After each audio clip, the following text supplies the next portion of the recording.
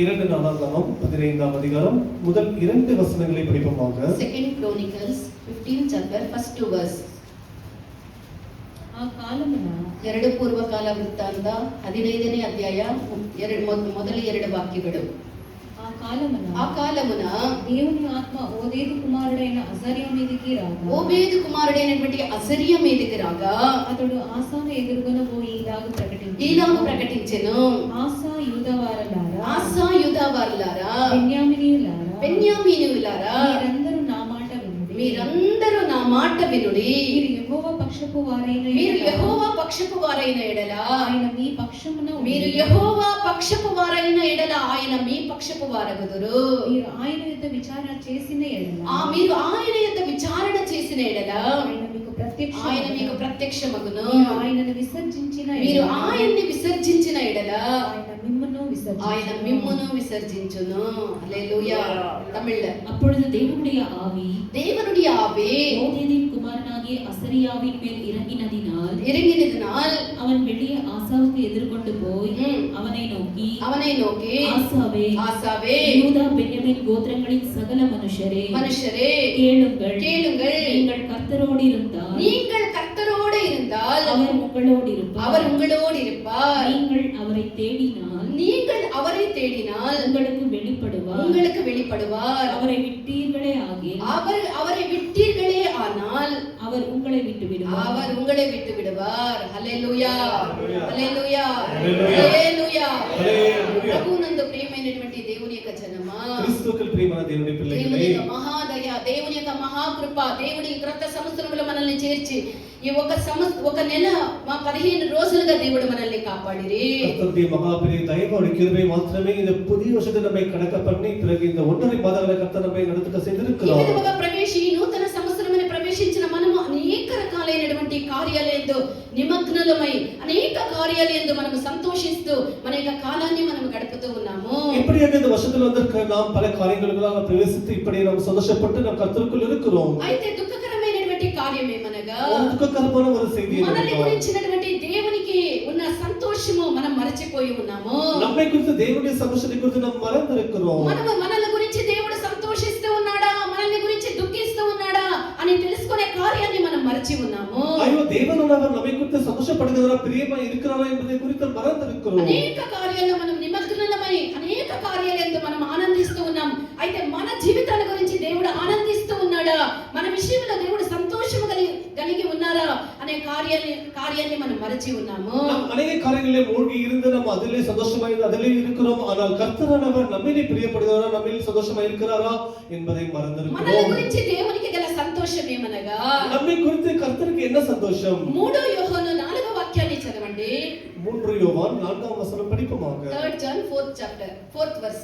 3rd John 4th verse. నా పిల్లలు సత్యమును అనుసరించి నడుచుకొనుచున్నారని వినుట కంటే నాకు ఎక్కువైన సంతోషము లేదు. நம்மை பற்றி தேவனுக்கு இருக்கிற சந்தோஷம் என்னவென்றால் படிமா என் பிள்ளைகள் சத்தியத்திலே நடக்கிறார்கள் என்று நான் கேள்விப்படுகிற சந்தோஷத்தை பார்க்கிலும் அதிகமான சந்தோஷம் எனக்கு இல்லை. ஹல்லேலூயா. దేవునికి మనల గురించినటువంటి సంతోషం ఏమి? நம்முடைய దేవునికి நம்மை குறித்த సంతోషం என்ன? దేవుడు మనకి ఇచ్చినటువంటి సత్యాన్ని మనం అనుసరించి నడిచినప్పుడు కర్తర్ நமக்கு கொடுத்த సత్యத்தின் నిజంగానే మన యొక్క దేవుడు మనల గురించి బహుగా సంతోషించే దేవుడు. నిజంగా దేవుడు நம்மை குறித்து సంతోషப்படுகிறவராய் இருப்பார். మన విషయంలో దేవుడు సంతోషించే కార్యం ఏమనగా కర్తర్ நம்மை குறித்து సంతోషப்படுகிற నా పిల్లలు నేను అనుగ్రహించినటువంటి యొక్క సత్యాన్ని అనుసరించి జీవిస్తూ ఉన్నారన్నటువంటి సంతోషమే. என்னுடைய பிள்ளைகள் நான் கொடுத்த சத்தத்தில் நடக்கிறார்கள் என்கிற ஒரு சந்தோஷமா இருக்கிறது. ఒకవేళ గడిచొచ్చినటువంటి యొక్క సంవత్సరమే గాని గడిచొచ్చినటువంటి దినములే గాని మనం సత్యాన్ని అనుసరించి నడిచే విషయంలో మనం తప్పిపోయి ఉండవచ్చు. ஒருவேளை நாம் கடந்த வருஷமாகிலும் சரி, இப்பொழுது நடந்து வந்திருக்கிற 1.5 மாதங்களாகிலும் சரி, சத்தியத்தை விட்டு பின்வாங்கி போய் இருக்கலாம். సత్యముని అనుసరించి నడిచే విషయంలో మనం తప్పిపోయి ఉండవచ్చు. సత్యத்தை பின்பற்றி நடக்கிற விஷயத்தில் நாம் தவறி போய் இருக்கலாம். దేవుడు మనల్ని చేయవిడవకుండా మనల్ని కాపాడి ఆయన మనల్ని నడిపించిరి. ஆனாலும் தேவனானவர் நம்மை கைவிடாமல் நம்மை நடத்தி வந்திருக்கிறார். మనల్ని కొత్త సంవత్సరం మనకి దానముగా అనుగ్రహించి 1.5 నెలగా దేవుడు మనల్ని కాపాడుతూ ఉన్నారు. இந்த புதிய வருஷத்தை தேவன் நமக்கு தானமாய் கொடுத்து இந்த 1.5 மாதங்களை நடத்தி வருகிறார். కావున మనము దేవుని యొక్క సన్నిధానములో ఈ విధముగా నడిపించ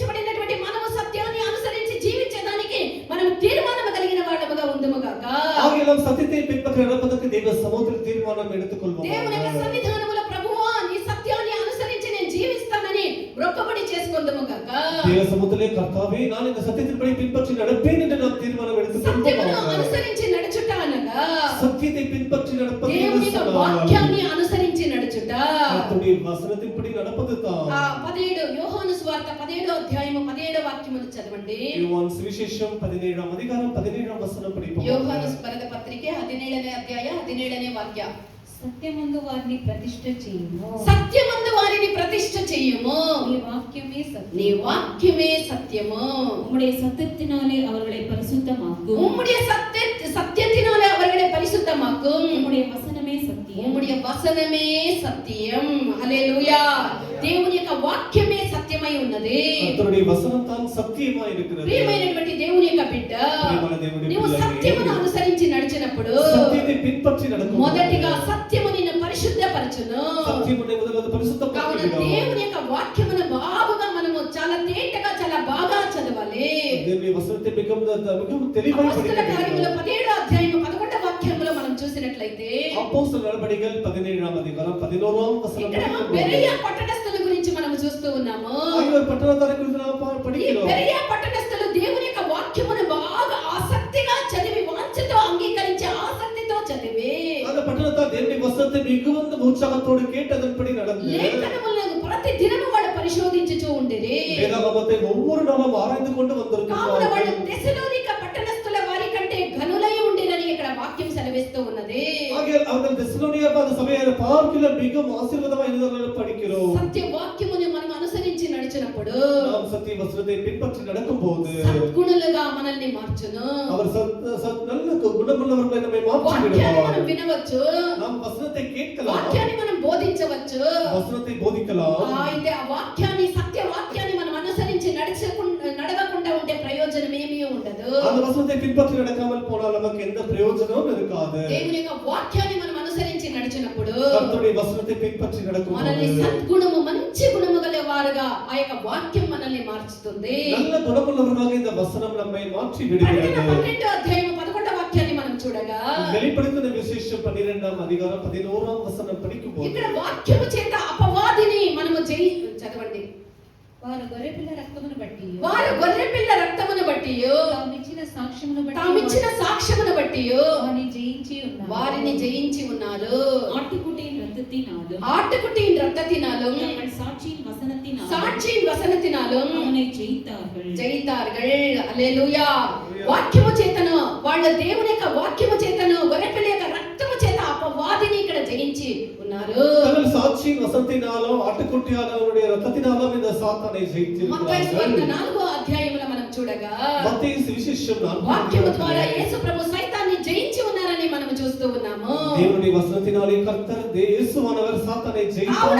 అపవాది అయినటువంటి సైతాను మీద మనం జయముని పొందాలి అంటే ஆகிய நம்ம சாத்தான் மீது ஜெயத்தை பெற வேண்டும் என்று சொன்னார். మనం సాధారణంగా వారి మీదకి మనం పోతే మనం జయించలేము. அவர் மீது நாம் சாதாரணமாய் போனால் మనం ஜெயிக்க వాక్యాన్ని முடியாது. అనుసరించి జీవించాలి. நாம் வசனத்தை பின்பற்ற వాక్యము చేత ఆ సైతాన్ని మనం ఎదిరించాలి. வசனத்தின் மூலமாக தான் சாத்தானை எதிர்க்க முடியும். అప్పుడే వారిని మనం జయించగలము. அப்பொழுதுதான் அவனை ஜெயிக்க యోహాను முடியும். సువార్త 5వ అధ్యాయము 39వ వాక్యాన్ని చూసినట్లయితే யோவான் சுவிசேஷம் 5ஆம் அதிகாரம் 39ஆம் வசனம் படிக்கும்போது లేఖనములను పరిశోధించుడి వాటి యందు నిత్య జీవము కలదని యేసు ప్రభు ఇక్కడ చెప్పిరి. தேவனுடைய வசனங்களை ஆராய்ந்து பாருங்கள், அதில் நித்திய ஜீவன் இருக்கிறது என்று இயேசுவானவர் దేవుని యొక్క వాక్యములో சொல்லியிருக்கிறார். నిత్య జీవము కలదు.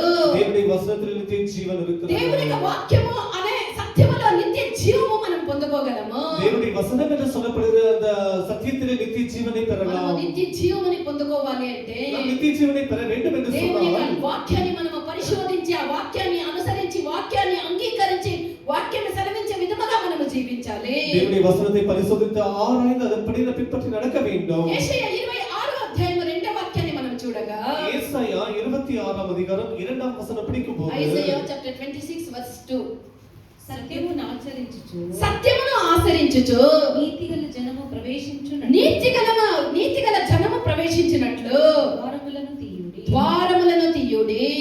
சத்தியத்தை கைக்கொண்டு வருகிற நீதியுள்ள ஜாதி உள்ளே பிரவேசிப்பதற்காக வாசல்களை திறவுங்கள். సత్యమును అనుసరించి నడిచినప్పుడు మన కొరకు పరలోకం యొక్క ద్వారాలు ఇక్కడ తెరవబడతాయి. நடக்கும்போது நமக்கு பரலோகத்தின் கதவுகள் நமக்கு என்று திறக்கப்படுகிறது. పరలోకం యొక్క ద్వారములు నా బిడ్డ వస్తూ ఉన్నదని నేను ఆహ్వానించే ఆ యొక్క ద్వారములు తెరవబడాలి అంటే ஐயோ என் பிள்ளை வருகிறான் என்ற வாசல்களை திறவுகள் என்ற பரலோகத்தின் கதவுகள் சொல்ல வேண்டும் என்று வானத்தின் சொன்னால் வாசலெல்லாம் ஏகமத்தமாய் திறக்கப்பட வேண்டும் என்று சொன்னால் அந்த வாசல்கள் ஏகமாய் திறக்க வேண்டும் என்று சொன்னால் మనము సత్యాన్ని అనుసరించి జీవించే వాళ్ళమై ఉండాలి. சத்தியத்தை பின்பற்றி நடக்கிறவர்களாய் సత్యమును అనుసరించి జీవించినటువంటి బిడ్డ పరలోకములో ప్రవేశించినప్పుడు ఆ పరలోకం యొక్క ద్వారములంతా కూడా తెరవబడుతుంది. அவர்கள் சத்தியத்தை பின்பற்றி நடக்கிற பிள்ளையானவன் அவன் பரலோகத்துக்கு போகும்போது அந்த வாசல்கள் எல்லாம் அவனுக்கு கதவுகள் திறக்கும். కీర్తనకర్త అయినటువంటి దావీదు ఏమని మొరపెడుతూ ఉన్నాడు? సంగీతకారులైన దావీదు దేవునికి என்னவென்று முறையிடுகிறார். కీర్తనలో 25వ వాక్యాన్ని చదవండి. సంగీతం 25వ అధికారం 5వ వచనం படியுங்கள்.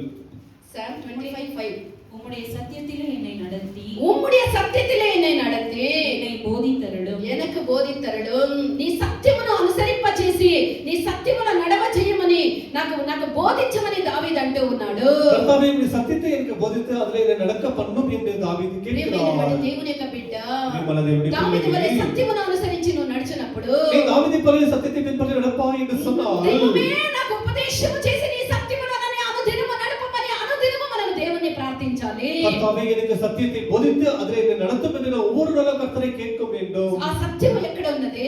இந்த சத்தியம் எங்கே దేవుడు మనకు இருக்கிறது? పరిశుద్ధ వేదముని మనకు అనుగ్రహించి ఉన్నాడు. దేవుడనவர் நமக்கு இந்த பரிசுத்த வேதாகமத்தை మనకు పరిశుద్ధ கொடுத்திருக்கிறார். బైబిల్ని దేవుడు అనుగ్రహించి ఉన్నాడు. இந்த பரிசுத்த வேதாகமத்தை ఆ கொடுத்திருக்கிறார். వేదమే ఆ వేదములో ఉండే వాక్యములే సత్యమై ఉన్నది. அந்த வேதாகமத்தில் இருக்கிற வசனங்கள் தான் நமக்கு சத்தியமாய் இருக்கிறது. ఈ యొక్క పరిశుద్ధ గ్రంథము అనగా సత్య వేద గ్రంథము సత్య వాక్కుల నిండినటువంటి గ్రంథమని దాని యొక్క అర్థము. இந்த సత్య వేదాగమం என்று சொன்னால் அது సత్యமாய் நிறைந்திருக்கிறது என்று అర్థం. ఈ యొక్క సత్య వేద గ్రంథములో ఈ యొక్క బైబిల్ గ్రంథములో మనకు దేవుడు కావాల్సినటువంటి అన్ని రహస్యములని మర్మములని సత్యములని అక్కడ పెట్టి ఉన్నాడు. இந்த பரிசுத்த வேதாகமத்தில் நமக்கு தேவையான எல்லா மறைவான பொருள்களை கர்த்தர் நமக்கு என்று కావున ఆ வைத்திருக்கிறார். వాక్యాన్ని అనుసరించి మనము జీవించేదానికి దేవుడు మన కృప అనుగ్రహించుదురుగాక. ஆகையால் அந்த வசனத்தை பின்பற்றி நடப்பதற்கு கர்த்தர் கிருபை கொடுப்பாராக. మన యొక్క జీవితము సత్యాన్ని అనుసరించి జీవించేదానికి మనము దేవునికి సమర్పించుకోవాలి. நம்முடைய ஜீவித்தை சத்தியத்தை பின்பற்றி நடப்பதற்கு நம்முடைய ஜீவித்தை கர்த்தருக்கு என்று ஒப்பு கொடுக்க 2 வேண்டும். దినవృత్తాంతాలు 15వ అధ్యాయము మొదటి 2 వాక్యములు మనము చూడగా இந்த 2 நாளாகம 15వ అధికారం ఇక్కడ మొదటి దేవుని యొక్క వచనం ఆత్మ ఓబేదు కుమారుడైనటువంటి అజర్యా మీదకు రాగా దేవుడి ఆవియానவர் இந்த ஓபேதின் குமாரனாகிய அசரியாவின் மேல் అతడు ఆసాకు యూదా వారికి బెన్యామీనుకు 3 సత్యముల్ని అక్కడ తెలియజేస్తూ ఉన్నాడు. அவன் ஆசாராஜுக்கும் பிறகு யூதா பென்யமீன் ஜனங்களுக்கு 3 காரியங்களை வெளிப்படுத்துகிறார். ఆ 3 సత్యములు ఏమనగా அந்த 3 సత్యங்கள் మీరు என்னவென்றால் యెహోవా పక్షపు వారైన ఎడల நீங்கள் கர்த்தரோடு இருந்தால் ఆయన మీ పక్షమున ఉండును. அவர் உங்களோடு இருப்பார். మీరు ఆయన యొక్క విచారణ రెండవది మీరు ఆయన యొక్క విచారణ చేసిన ఎడల அவரிடத்திலே வேண்டிக் கொள்ளும்போது ఆయన మీకు ప్రత్యక్షమగును. அவர் உங்களுக்கு வெளிப்படுவார். మూడవదిగా మీరు ఆయనను విసర్జించిన ఎడల நீ அவர்களை விட்டு விட்டீர்கள் என்று ఆయన சொன்னால் మిమ్మును విసర్జించును. அவர் உங்களை விட்டு விடுவார். అజర్య కుమారుడైనటువంటి ఓబేదు కుమారుడైనటువంటి అజర్య మూలముగా యూదా బెన్యామీనులకు దేవుడు సెలవిచ్చినటువంటి ఈ యొక్క 3 సత్యాల్ని ఆత్మ పరవశుడై ఆయన ప్రవచనము పలికే இந்த ஓபேதின் குமாரனாகிய அசரியாவின் கர்த்தருடைய ஆவி வந்து இந்த 3 சத்தியங்களை யூதா பென்யமீனுக்கு சொல்லப்பட்டது. మొదటి సత్యం ఏమనగా முதலாவது சத்தியம் మీరు என்னவென்றால் యెహోవా పక్షపు వారైన ఎడల நீங்கள் கர்த்தரோடு ఆయన మీ இருந்தால் పక్షమున ఉండును. அவர் உங்களோடு ನೀವು இருப்பார். ಕರ್ತನ ಪಕ್ಷದವರಾಗಿದ್ದರೆ நீங்கள் கர்த்தரோடு ಅವರು ನಿಮ್ಮ இருந்தால் ಪಕ್ಷದವರಾಗಿರುವರು. அவர் உங்களோடு దేవుడు మన இருப்பார். పక్షమున ఉండాలి అని మనము కోరుతూ ఉన్నాము. தேவனானவர் எங்களோடு இருக்க வேண்டும் என்று நாம் எல்லாரும் விரும்புகிறோம். என்னோட கூட இருப்பா, என்னோட கூட வா சுவாமி, என்னுடைய விண்ணப்பத்தை கேளு, எனக்கு தேவைகளை சந்தி, எனக்கு எல்லாவற்றுக்கும் எல்லாமா இரு என்று நாம் అనుదినము మనం జపిக்கிறோம் அல்லவா? మనం అనుదినము దైవమే నా కార్యములన్నీ మీరు మాకు సఫలము చేయమని మనం అడుగుతూ ఉంటాము కదా. கர்த்தாவே ஒவ்வொரு நாளும் கூட இருந்தவருடைய காரியங்கள் எல்லாவற்றையும் வாய்க்க செய்யும் என்று கேட்கிறோம் அல்லவா? దానికి ముందు మనము పరిశీలించవలసినటువంటి కార్యం ఏదనగా அதற்கு முன்பு நாம் பரிசோதிக்க வேண்டிய ஒரு காரியம் இருக்கிறது. మనము ఎవరి పక్షపు వారై ఉన్నాము? நாம் யாருடன் இருக்கிறோம்? మనము దేవుని యొక్క పక్షపు వారైన ఎడల நாம் கர்த்தரோடு இருந்தால் ఆయన మన పక్షమున ఉండును. அவர் நம்மோடு இருப்பார். ఇది దేవునితో కూడా ఉండేటువంటి సహవాసముని చూపిస్తూ ఉన్నది. இது நாம் கர்த்தரோடு இருக்கிற ஐக்கியத்தை காட்டுகிறது. ప్రియమైనటువంటి దేవుని యొక్క బిడ్డ, பிரியமான தேவனுடைய మనము பிள்ளைகளே, ప్రభువుతో ఉండేటువంటి ఐక్యత సహవాసముని మనము కాపాడుకోవాలి. நாம் కర్తரோடு இருக்கிற ஐக்கியத்தை நாம் காப்பாற்றிக் கொள்ள నేను வேண்டும். అక్కడికి పోయినా నా సేవ చేసినాను, ఇక్కడికి పోయినా నీ సేవ చేసినాను, ఇది బోధించినాను, అది బోధించినాను, అది చేసినాను, ఇది చేసినాను అనేది కాదు. మనము దేవునితో కూడా మనము సహవాసం కలిగి ఉండాలి. நான் அங்கே போனேன் இங்கே போனேன் தேவனுக்கு இப்படிப்பட்ட காரியங்களை செய்தேன் என்று சொல்வதல்ல. நாம் கர்த்தரோடு இருக்க வேண்டும். ఆయన యొక్క సత్యాన్ని అనుసరించి ఆయనతో కూడా మనం ఉండాలి. நாம் సత్యத்தை பின்பற்றி அவரோடு தான் இருக்க வேண்டும். సైతానైనది తంత్రముగా ఆది మనుషులైనటువంటి ఆదామును అవ్వను దేవునితో కూడా ఉండేటువంటి ఆ సహవాసము నుండి వేరు చేసి இந்த சாத்தானானவன் இந்த ஆதி மனிதர்களாகிய ஆதாமையும் ஏவாளையும் அதோட தந்திரத்தினாலே ஏமாற்றி விட்டான். ఆదిలో దేవుడు ఏదెను తోటను కలిగించి ஆதிலே தேவனானவர் ஏதேன் தோட்டத்தை ఆదాముని అవ్వని అక్కడ పెట్టి இந்த ஆதாமையும் ஏவாளையும் அங்கே సకల வைத்து జీవరాశుల్ని వాడికి అధీనము చేసి சகல ஜீவராசிகளை எல்லா மிருகங்கள் ஜீவன்களை அவளுக்கு உட்படுத்தி దేవుడు వాళ్ళని సంధించడానికి వచ్చేవారు. ஒவ்வொரு சாயங்காலமும் அவர்களை சந்திக்கும்படி தேவனானவர் வந்து ఆదాము கொண்டிருந்தார். అవ్వ దేవుని యొక్క సహవాసములో ఉండిరి. தேவனோ இந்த ஆதாமும் ஏவாளும் கர்த்தரோடு ஐக்கியத்தில் అయితే இருந்தார்கள். కుయుక్తి కలిగినటువంటి సర్పము ஆனால் இந்த தந்திரமுள்ள சாத்தான் ఆ యొక్క అవ్వని ఆదాముని దేవుని యొక్క సహవాసము నుండి వేరుపరిచి இந்த சர்ப்பமானது ஆதாமையும் ஏவாளையும் தந்திரத்தினாலே வேறுபடுத்தி చదవండి. விட்டது. 2 కొరింథీయులు 11వ అధ్యాయము 3వ వాక్యాన్ని చదవండి. 2 கொரிந்தியர் 11ஆம் அதிகாரம் 3ஆம் வசனம் படியுங்கள். 2 Corinthians 11 chapter 3rd verse. 2 ಕೊರಿಂಥದವರಿಗೆ ಬರೆದ ಪತ್ರಿಕೆ 11ನೇ ಅಧ್ಯಾಯ 3ನೇ ವಾಕ್ಯ. సర్పము తన కుయుక్తి చేత సర్పము తన కుయుక్తి చేత అవ్వను మోసపరిచినట్లు అవ్వను మోసపరిచినట్లు మీ మనసులను చెరుపబడి మీ మనసులు చెరపబడి క్రీస్తు యేడలిన సరళత నుండి క్రీస్తు యేడల ఉండేటువంటి సరళత నుండి తొలగిపోదరేమో అని భయపడుచున్నానని పౌలు అంటూ ఉన్నారు. ஆகிலும் சர்ப்பமானது தன்னுடைய தந்திரத்தினாலே ஏவாளை வஞ்சித்தது போல சர்ப்பமானது தன்னுடைய தந்திரத்தினாலே ஏவாளை வஞ்சித்தது போல உங்கள் மனதும் கிறிஸ்துவை பற்றிய உண்மை நின்று விலகும்படி கெடுக்கப்படுமோ என்று பயந்திருக்கிறேன். అపవాది యొక్క తంత్రములను మనం ఎదిరించి నిలబడాలి. இந்த சாத்தானுடைய தந்திரங்களை நாம் எதிர்த்து நிற்க வேண்டும். செய்யறதெல்லாம் செய்யறது பிசாசு வந்து நுழைஞ்சிட்டா பிசாசு இப்படி பண்ணிட்டான்னு அவன் மேல சொல்றது. அவன் இருக்கிறதே நம்மள சோதிக்கிறது. நம்ம இடம் கொடுத்தா தான் அவன் நம்ம இடத்துல வர்றது కదా. అన్ని చేసేది సైతాన్ అన్నిట్లు చేసేసే సైతాన్ దేవుడానికి స్తోత్రము యేసయ్యానికి స్తోత్రం అనే దానికంటే సైతాన్ సైతాన్ సైతాన్ అని దాన్నే మహిమపరుస్తూ ఉండేది. వాక్యం ఏమని సెలవిస్తూ ఉన్నది? సైతాన్ని ఎదిరించమని సెలవిస్తూ ఉన్నది. ఈ వచనం என்ன சொல்லுகிறது என்று சொன்னால் இந்த சாத்தானை எதிர்த்து நில்லுங்கள் என்று சொல்லுகிறது. అనేక తంత్రములను మనం ఎదిరించి నిలబడాలి. அவனை எதிர்த்து நிற்க வேண்டும், தந்திரங்களை எதிர்த்து நிற்க வேண்டும் என்று வசனம் சொல்லுகிறது. అనేక కుయుక్తికి మనము మోసపోకూడదు. அவனை தந்திரத்துக்கு நாம் மோசம் போகக்கூடாது. అపవాదిని మనం ఎదిరించి నిలబడాలి. அவனை எதிர்த்து நாம் நிற்க வேண்டும். 1 కొరింథీయులు 1వ అధ్యాయం 9వ వాక్యాన్ని చదవండి. 1 కొరింథీయులు 1ఆம் அதிகாரம் 9ஆம் వచనం படியுங்கள். మన ప్రభువైన యేసుక్రీస్తు తన కుమారుని సహవాసమునకు మన ప్రభు అయినటువంటి యేసుక్రీస్తు అనబడినటువంటి కుమారుని యొక్క సహవాసమునకు మనల్ని పిలిచిన దేవుడు నమ్మదగినవాడు. మనల్ని పిలిచిన దేవుడు నమ్మదగిన దేవుడు. హల్లెలూయా హల్లెలూయా.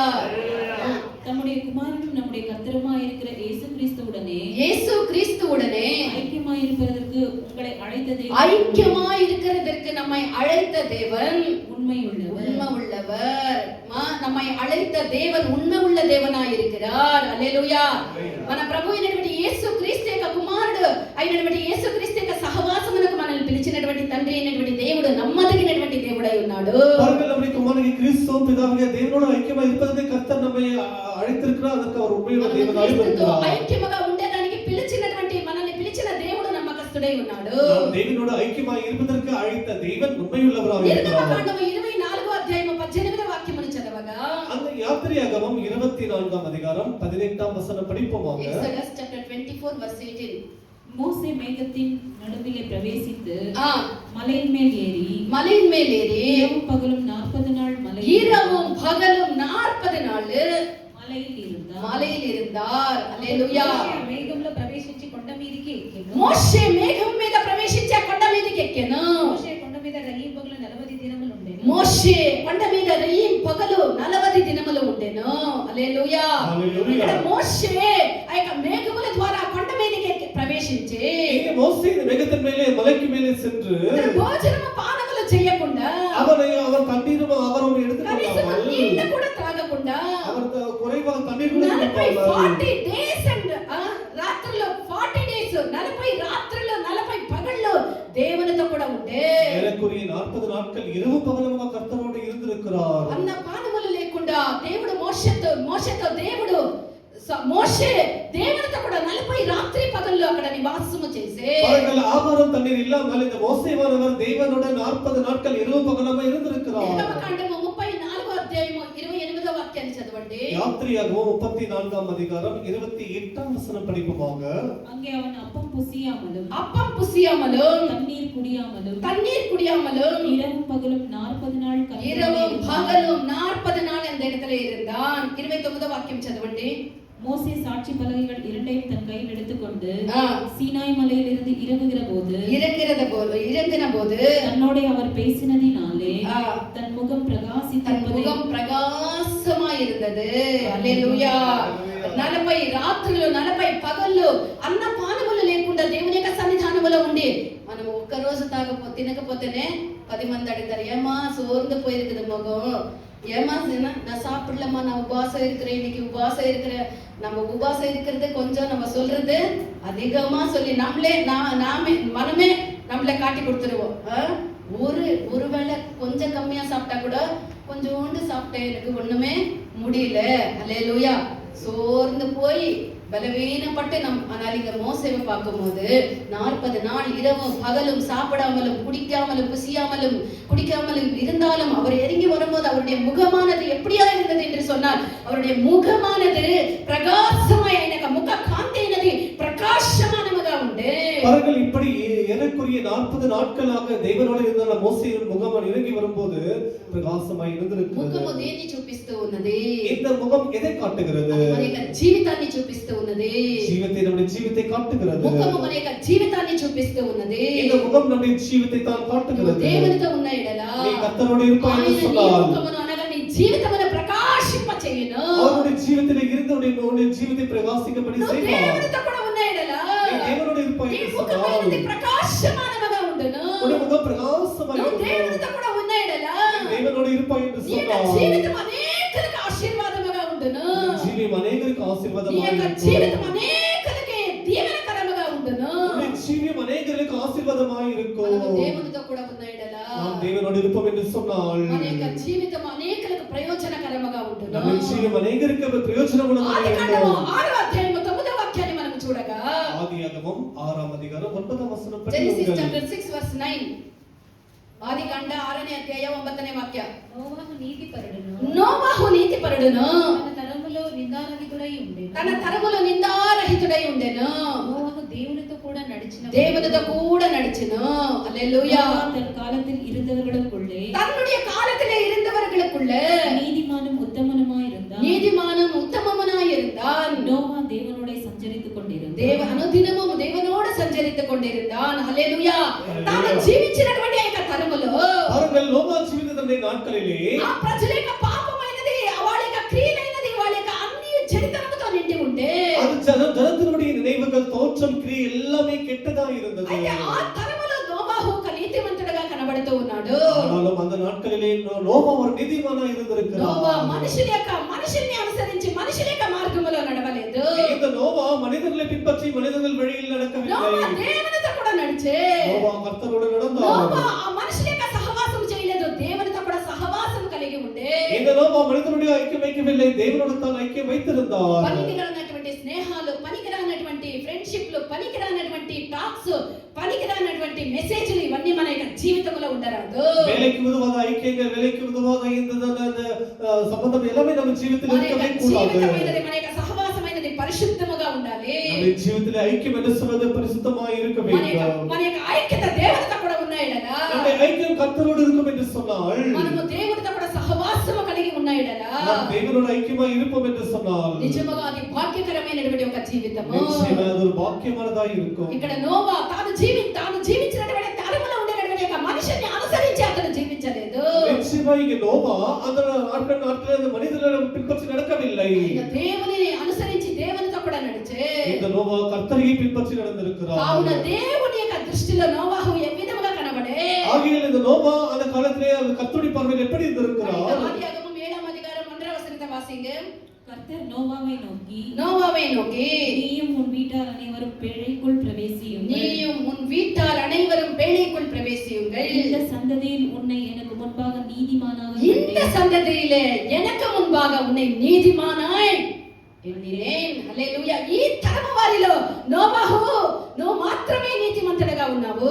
నోవా இந்த சந்ததியிலே நீ மட்டுமே ஒரு நீதிமானாய் காணப்படுகிறாய். దేవునితో కూడా సహవాసము కలిగి ఉన్నాయడలా, நாம் கர்த்தரோடு ஐக்கியம் வைப்போம் என்று சொன்னார். ఆయన మనల్ని నీతిమంతులుగా మార్చేటటువంటి చూసేటటువంటి దేవుడు. அவர் நம்மை நீதிமானாய் மாற்றுகிற பார்க்கிற మన தேவனாய் చుట్టూరు இருக்கிறார். ఉండేటటువంటి ప్రజలంతా దుర్మార్గముగా జీవించినను நம்மை சுற்றி இருக்கிற ஜனங்கள் எல்லாரும் துன்மார்க்கமாய் ஜீவித்தார்கள். మనము దేవునితో కూడా నడిచిన ఎడల நாம் కర్తரோடு நடப்போம் என்று మనము சொன்னார். దేవునితో కూడా ఆ సహవాసం కలిగి జీవించిన ఎడల தேவனோடு ஐக்கியமாய் இருப்போம் என்று சொன்னார். మనల్ని దేవుడు నీతిమంతులుగా మార్చుదురు. தேவன் நம்மை நீதிமான்களாக செய்து விடுவார். ఆదికాండము 5వ అధ్యాయం 22వ వాక్యాన్ని మనం చూడగా ஆதியாகமம் 5వ அதிகாரம் 22వ వచనం ఇక్కడ ఒక మనిషిని గురించి మనం చూస్తూ ఉన్నాము. அங்கே ஒரு மனிதனை குறித்து பார்க்கிறோம். படிங்க. ஏனோக்கு மெத்தூசலாவை பெற்ற பின் ஆ. 300 வருஷம் தேவனோட சஞ்சரித்துக் கொண்டிருந்தார். 300 வருஷங்கள் தேவனோடு సంచరించి கொண்டிருந்தார். హల్లెలూయా. 300 ఏళ్ళు ఆ. దేవునితో నడుచుచు ఆ. కుమార్తెలను కనేను హానోకు. 3 దినాలు నడిచేదానికి 30 పల్టీలు. 3 నెలలు నడిచేదానికి 60 పల్టీలు. 3 సంవత్సరాలు నడిచేదానికి ఎన్ని పల్టీలు? జీవితంలో అన్ని పల్టీలు కొడుతూ ఉంటాం. ఇక్కడ ఆనోకును గురించి చూసినట్లయితే ఆనోకుకు వివాహమై ఉన్నది, పిల్లలు ఉన్నది, కుటుంబం ఉన్నది, అన్ని బాధ్యతలు ఉంది. అయినా కూడా 300 సంవత్సరములు దేవునితో కూడా నడిచినటువంటి ఒక మనిషి ఆనోకు. இங்கே ஆனோக்குக்கு திருமணம் ஆகியிருக்கிறது, மனைவி பிள்ளைகள் எல்லாம் இருக்கிறார்கள். ஆனால் தேவனோடு அவர் 300 வருஷம் நடந்திருக்கிறார். దేవునితో కూడా 300 సంవత్సరాలు అతడు నడిచే. அவன் ஏறக்குறைய 300 வருஷம் தேவனோடு நடந்தான். కావున అతడు మరణాన్ని రుచి చూడకుండా దేవుడు అతన్ని తీసుకొని పోయే. ஆகியதான் அவனை மரணத்தை ருசி பார்க்காமல் தேவன் அவனை எடுத்துக்கொண்டு దేవుడు போனார். ఆనోకును తీసుకొని పోయే కనుక தேவன் இந்த ஆனோக்கை கொண்டு போகிற வரைக்கும் అతడు భూమి మీద లేకపోయే. அவன் அப்படியே దేవుని பூமியில் இல்லாமல் దేవుని போனான். యొక్క బిడ్డ ఓ ప్రియమైన దేవుని మన యొక్క పిల్లలు, సహవాసమైనది దేవునితో కూడా நம்முடைய ఉన్నట్లయితే ஐக்கியம் அது கர்த்தரோடு இருக்கும் என்று మనకు சொன்னார். దేవునితో కూడా సహవాసము కలిగి ఉన్నాయడలా தேவனோடு ஐக்கியம் வைப்போம் என்று నిశ్చయముగా சொன்னார். నిశ్చయముగా దేవుని యొక్క రాకడలో మనం ఎత్తబడదుము. நிச்சயமாய் அவருடைய வருகையிலே காணப்படுவோம். దేవుని యొక్క రాకడ అతి సమీపముగా ఉన్నది. கர்த்தருடைய வருகை நெருங்கி మనల్ని మనమే கொண்டிருக்கிறது. ఏమార్చుకోకూడదు. நம்மை நாமே ஏமாற்றிக் నేను ఏ విధంగా கொள்ளக்கூடாது. ఉన్నానో నేను దేవుని యొక్క రాకడలో పోతానన్నది అది సత్యమునకు దూరమైనటువంటి వార్త. அது நாம் தேவனோடு நடக்காமல் ஐக்கியமாய் இருக்காமல் நாம் தேவனோடு அவர் வருகையில் போவோம் என்று சொல்வது அது சத்தியத்துக்கு தூரமாய் నేను ఏ காணப்படும். విధంగా ఉన్నానో దేవుడు వచ్చినప్పుడు ఆయన యొక్క రాకడలో పోతాననేది అది సత్యమునకు దూరమైనటువంటి కార్యము. அது நாம் எப்படி இருந்தாலும் கர்த்தருடைய வருகையில் போவோம் என்று சொல்வது அது சத்தியத்துக்கு தூரமான காரியமாய் మనము இருக்கிறது. దేవునితో కూడా నడిచిన ఎడల தேவனோடு நாம் நடக்கும் ఒక రోజు போது కనురెప్ప పాటన ஒரு நாள் இமை பொழுதிலே గగనములో దేవుడు మేఘాల మీద ఆర్భాటనాదముతో ప్రధాన దూత శబ్దముతో ఆయన కనపడేటప్పుడు మనం క్షణములో కనురెప్ప పాటలో మనం రూపాంతరముతో దేవుని ఎదుర్కొని పోదుము. அவர் மத்திய வானத்திலே ஆரவாரத்தோடும் பிரதானத்தோடும் சத்தத்தோடும் தேவ எக்காலத்தோடும் ஆரவாரத்தோடு தேவசேனைகளோடு வரும்பொழுது நாம கூட அவரோடு சென்று விடுவோம். కన్నీరు కవలయం எல்லாமே விட்டு దుఃఖము సంచలము వేదన బాధ శోధన ఇవన్నీ వదిలి సమాధానము సంతోషము గలనటువంటి ఆయన యొక్క రాజ్యమునకు ఒక కనురెప్ప పాటలో మనము ఆయన యొక్క రాకడలో ఎత్తబడదుము. ஒரு கண்ணீர் இல்லாமல் கவலை இல்லாமல் பாடுகள் இல்லாமல் எல்லாவற்றையும் இந்த பூமியிலே விட்டு சந்தோஷமாய் கர்த்தரோடு நாம் சென்று விடுவோம். అక్కడ పోవాలి అంటే நாம் அங்கே போக வேண்டும் என்று మన சொன்னால் యొక్క జీవితంలో మనము ఉన్నప్పుడే దేవునితో కూడా మనం నడవాలి. நாம் இந்த ஜீவிත இந்த பூமியில் இருக்கும் போதே கர்த்தரோடு நடக்க வேண்டும். మనము దేవుని పక్షపు వారైతే நாம் கர்த்தரோடு இருப்போம் என்று சொன்னால் ఆయన మన పక్షపు వారగదురు. அவர் நம்மோடு రెండో இருப்பார். కార్యం మనం చూడగా இரண்டாவது கருத்தை ఆయన பார்க்கும்போது యొద్ద మనము విచారణ చేసిన ఎడల நாம் அவரை தேடுவோம் என்று சொன்னால் ఆయన మనకు ప్రత్యక్షమగును. அவர் நமக்கு ఆయన வெளிப்படுவார். యొక్క విచారణ చేయుటనగా அவரை தேடுவது என்று ఆయన சொல்வது వెతుకుటనగా ఏమి அவரை தேடுவது என்று சொல்வது என்ன அவரை தேடுவது என்று சொன்னால் என்னவென்றால் ఆయన యొక్క సన్నిధిని వెతుకుటయే. அவரை தேடுவது என்று சொன்னால் அவருடைய சமூகத்தை நாடுவதாய் ఎబ్రీయుల 10వ இருக்கிறது. అధ్యాయం 25వ వాక్యాన్ని చదవండి. எரேமியர் 10ஆம் அதிகாரம் ఇర్మియా ఇల్లప్ప ఎబ్రీయర్ 10వ అధ్యాయం 25వ వచనం. Hebrew chapter 10 verse 25. కొందరు మానుకొనుచున్నట్లుగా సమాజంలో కూడుట మానక అందరిని కూడా హెచ్చరించుచు ఆ దినము సమీపించుట మీరు చూచిన కొలది మరి ఎక్కువగా అలాగు చేయుచు ప్రేమ చూపుచుటకును సత్కార్యములు చేయుటకును ఒకరిని కూడా పురి కల్పవలనని சபை கூடி வருதலை சிலர் விட்டு விடுகிறது போல இன்னைக்கு கூட முக்கா பாக ஜனம் விட்டு இருக்கிறாங்க. 4 பாக ஜனத்தா வந்திருக்கிறாங்க. இன்னைக்கு ஆலயத்துக்கு 4 பாக ஜனம் வந்திருக்காங்க, 3/4 பாக ஜனம் வரல. அல்லேலூயா. இங்க பவுல் என்ன சொல்லுகிறார்? சபை கூடி வருதலை சிலர் விட்டு விடுகிறது போல நாமும் விட்டு விடாமல் ஒருவருக்கு ஒருவர் புத்தி சொல்ல கடவோம். ஒருவருக்கு ஒருவர் புத்தி சொல்ல கடவோம். நானும் போறதில்ல, நீயே இருந்துடியா போற. அல்லேலூயா. మేసగాడిదనే పూసగాడికి వచ్చి చెడిపోయిందంట. నేను పోయలేదు, నువ్వు పోవద్దు, ఉండిపో, ఏదో సుస్తగా ఉంది. ఇంతంత పెద్ద బూస్ట్లు హార్లిక్స్ బాటిల్ తాగేది సుస్తు అని పండుకోలేదు. హల్లెలూయా. ఆపిల్ కాయలు ఇంతంత పెద్దది కోసి తినేది సుస్తు. నాకు సుస్తుగా ఉంది, నువ్వు కూడా ఉండిపో. నవ్వేది చూడండి. హల్లెలూయా. హల్లెలూయా. మనము దేవుని యొక్క సన్నిధానంకి రాకపోతే ఒకరినొకరు ఏం చేయాలి? என்ன பண்ணணுமானே ஏஞ்சுக்கோ, சீக்கிரமா ரெடி ஆகு, நம்ம போனோம், ஆண்டவரை தொழுது கொண்டோம், ஆண்டவரை ஆராதிக்கணும், ஆண்டவருடைய சமூகத்துக்கு போனோம் என்று சொல்லி ఒకరు బలహీన పడినప్పుడు ఇంకొకరిని బలపరచాలి. ఆలయంకి తీసుకొని వచ్చేదానికి బలపరచాలి. ಹಾಗೆ ನಾವು ಒಬ್ಬರಿಗೊಬ್ಬರು దేవుని ఆలయకు పోవడానికి ನಾವು ಒಬ್ಬರಿಗೊಬ್ಬರು బలపడిಕೊಳ್ಳಬೇಕು. పౌలు ఇక్కడ ఈ యొక్క కార్యాన్ని హెచ్చరిస్తూ ఉన్నాడు. இந்த கருத்தை పరిస్థితి పోల நமக்கு మనము దేవుని యొక్క సన్నిధానాన్ని మనం వెతకాలి. దేవుని సముఖத்தை நாம் நாட வேண்டும். నువ్వు దేవుని యొక్క సన్నిధానాన్ని వెతికిన ఎడలా ದೇವ ಸముఖத்தை తేడుకొని ఆశీర్వాదములని అనేక దీవెనలను పొందుకొందువు. అనేక ఆశీర్వాదాలను నీ పట్టుకొన్నావు. 2 దినవృత్తాంతాలు 14వ అధ్యాయం 7వ వాక్యములో మనం చూడగా 2 నాలాగమం 14వ అధికారం 7వ వచనం పడి ఉంది. త్వరగా யூதாவை நோக்கி, தேசம் நமக்கு முன்பாக அமர்ந்திருக்கையில் நாம் இந்த பட்டணங்களை கட்டி அவைகளுக்கு அலங்கங்கள், கோபுரங்கள், வாசல்கள் உண்டு பண்ணி தாழ்பால் போட்டு பலப்படுத்துவோமாக. நம்முடைய தேவனாகிய கர்த்தரை தேடினோம். தேடின போது சுற்றிலும் நமக்கு இளைப்பாறுதல் கட்டளையிட்டார் என்றார். அவரை தேடின போது சுற்றிலும் நமக்கு இளைப்பாறுதலை கட்டளையிட்டார் என்று சொன்னார். హల్లెలూయా. మన దేవుడైనటువంటి యెహోవాను మనం ఆశ్రయించినందున మన కర్తరే நாம் தேடி வந்தபோது அவரை தேடும்போது நமக்கு என்ன கிடைக்கும்? ఆయనను వెతికినప్పుడు మనకి ఏమి దొరుకుతుంది? அவரை நாம் தேடி வரும்போது நமக்கு என்ன கிடைக்கிறது? చుట్టూరు నెమ్మది కలుగజేసెను. நம்ம சுற்றிலும் கர்த்தருக்கு ఇளைపారుదల వెతికినప్పుడు నెమ్మది కావాలంటే మనం దేవుని యొక్క సన్నిధిని మనం వెతకాలి. நமக்கு இளைப்பாறுதல் வேண்டும் என்று சொன்னால் அவருடைய சமூகத்தை தேடி வர வேண்டும். దేవుని విచారణ చేసి நாம் கர்த்தரிடத்திலே தேடி வந்து ఆయన వెతికిన ఎడల அவரை தேடுவோம் என்று ఆయన சொன்னார். మనకు విశ్రాంతిని నెమ్మదిని కలుగజేయుదురు. அவர் நமக்கு இளைப்பாறுதலை కట్టளையிடுவார். 2 దినవృత్తాంతాలు 15వ అధ్యాయము 15వ వాక్యాన్ని చదవండి. 2 நாளாகமம் 15వ அதிகாரம் 15వ வசனம் படி உங்கள். இந்த ஆணைக்காக யூதா ஜனங்கள் யாவரும் சந்தோஷப்பட்டார்கள். தங்கள் முழு இருதயத்தோடும் ஆணையிட்டு தங்கள் முழு மனதோடும் அவரை தேடினார்கள். முழு மனதோடு அவரை தேடினார்கள். கர்த்தர் அவர்களுக்கு வெளிப்பட்டு சுற்றுப்புறத்தாரால் யுத்தமில்லாதபடிக்கு அவர்களை இளைப்பாற கர்த்தரை தேடும்போது మనం దేవుని వెతికినప్పుడు நாம் தேவனை தேடி வரும்போது దేవుడు మనకు ప్రత్యక్షమై దేవుడు మనకు வெளிப்பட்டு మన చుట్టూరు జరిగినటువంటి యుద్ధముల చుట్టూరు మనకు జరిగినటువంటి పోరాటముల యుద్ధముల అన్నిటిలో నుండి దేవుడు మనకి విడుదల ఇచ్చి நம்மை சுற்றி இருக்கிற எல்லா யுத்தங்களையும் மாற்றி మనకి యుద్ధములే లేకుండా మన జీవితమని సమాధానముగా నెమ్మదిగా ఆనందముగా ఆయన నడిపించే దేవుడు. நம்முடைய జీవితంలో యుద్ధమే ఇల్లాமல் எந்த பிரச்சனையும் இல்லாமல் தேவன் நமக்கு இளைப்பாறுதலை శోధనలు కష్టాలు ఎందుకు వస్తూ ఉన్నవి? நமக்கு இந்த போராட்டங்கள் கஷ்டங்கள் எதற்கு வருகிறது?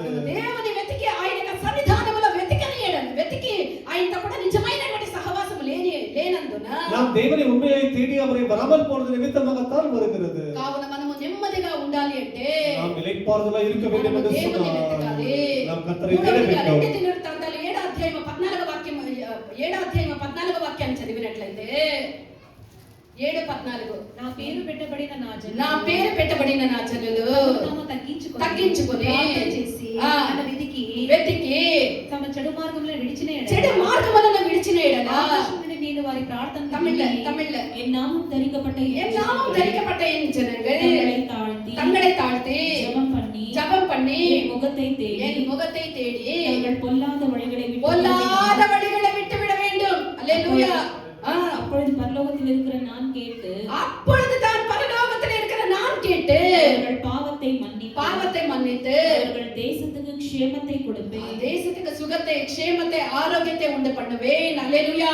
ఆయన ముఖమును మనం వెతకాల. మనం దుర్మార్గమైనటువంటి కార్యాలని అన్నిటిని వదిలి దేవుణ్ణి మనం వెతికిన ఎడల அப்படி பொல்லாத வழியில் நாம் விட்டு கர்த்தருடைய முகத்தை நாம் தேடி తగ్గించుకొని దేవుని వెతికిన ఎడల நம்மை தாழ்த்திக்கொண்டு கர்த்தரை தேடி దేవుడు స్వస్థతని అనుగ్రహిస్తానని సెలవిస్తూ ఉన్నాడు. தேவனுக்கு சுகத்தை கொடுப்பேன் என்று சொல்கிறார். ప్రభువుని వెతికిన ఎడల அவரை தேடுவோம் என்று சொன்னார். ఆరోగ్యము క్షేమము లభించును.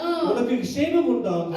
2 దినవృత్తాంతాలు 26వ అధ్యాయం 5వ వాక్యాన్ని చదవండి. 2 நாளாகமம் 26వ அதிகாரம் 5వ வசனம் படி உங்கள். త్వరగా தேவனுடைய தரிசனங்களில் புத்திமானாயிருந்த சகதேவன் நாட்களிலே தேவனை தேட மனதிணங்கி இருந்தான். அவன் கர்த்தரை தேடின நாட்களில் தேவன் அவன் காரியங்களை வாய்க்க செய்தார். அவன் கர்த்தரை தேடின அந்த நாட்களில் தேவன் அவனுடைய காரியங்களை எல்லாம் ఆలయకే చేదార్ హల్లెలూయా. దేవుని వెతికిన ఆ కాలంని దేవుని ఆశ్రయించినప్పుడు దేవుడు మనల్ని వర్ధిల్ల చేసే దేవుడై ఉన్నాడు. அவன் கர்த்தரை தேடிய நாட்களே அவன் காரியங்களை கர்த்தர் வாய்க்க செய்தது போல நம்முடைய காரியங்களை வாய்க்க செய்வார். వర్ధిల్లించబడాలి అంటే நம்முடைய காரியங்கள் ஆசீர்வாதமாய் வாய்க்க வேண்டும் என்று మన சொன்னார். జీవితం వర్ధిల్లాలి అంటే நம்முடைய ஜீவியம் வாய்க்க வேண்டும் என்று சொன்னார். దేవుని వెతకాలి. நாம் தேவனை தேட ఉజ్జియా வேண்டும். రాజు చేసినట్లు இந்த ஊசா ராஜா செய்தது போல దేవుని వెతకాలి. நாம் தேவனை தேட வேண்டும். మనం అప్పుడు వర్ధిల్లెదము. அப்பொழுது நாம் தேவனை మత్తయి సువార్త 6వ అధ్యాయం 33వ వాక్యములో మనం చూడగా மத்தேயு சுவிசேஷம் 6వ అధ్యాయం 33వ వచనం మొదట దేవుని యొక్క రాజ్యమును ఆయన యొక్క నీతిని వెతుకుడి అప్పుడు ఈ లోకములో ఉండే అన్ని కూడా మీకు అనుగ్రహించబడునని యేసు ప్రభు చెప్పారు తమిళ్లో. முதலாவது தேவனுடைய ராஜ்யம், முதலாவது தேவனுடைய ராஜ்யத்தையும் அவருடைய நீதியையும் தேடுங்கள். அவருடைய நீதியையும் தேடுங்கள்.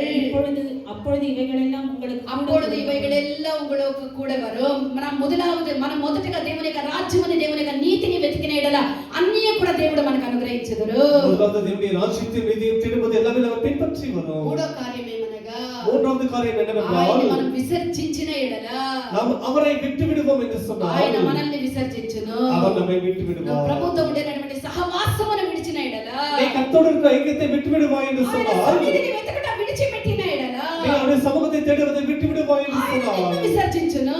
உன்னை விட்டு ఆయన விடுவார். రాకడలో నువ్వు నిశ్చయముగా వెళ్ళలేవు. நீ அவருடைய வருகையில் போக కావున மாட்டாய். ప్రియమైనటువంటి దేవుని యొక్క బిడ్డ ஆக பிரியமான தேவனுடைய మనకి பிள்ளையே, ఇచ్చినటువంటి యొక్క సత్యముని మనము అనుసరించి நாம் నడుచుకోవాలి. செய்ய வேண்டியது சத்தியத்தை பின்பற்றி நடக்க வேண்டும். ఒకవేళ సత్యముని అనుసరించి నడిచేటువంటి యొక్క బాటలో అనేక శోధనలు బాధలు మనకు రావచ్చు. ஒருவேளை சத்தியத்தை பின்பற்றி நடக்கிற காரியங்கள் வருகிறது நமக்கு பலவிதமான சோதனைகள் வரலாம். సత్యమును అనుసరించి జీవించేటప్పుడు అనేక పోరాటాన్ని మనం ఎదుర్కోవాల్సి சத்தியத்தை பின்பற்றி நடக்கிற காரியத்தில் நமக்கு அநேக போராட்டங்கள் ஏற்படலாம்.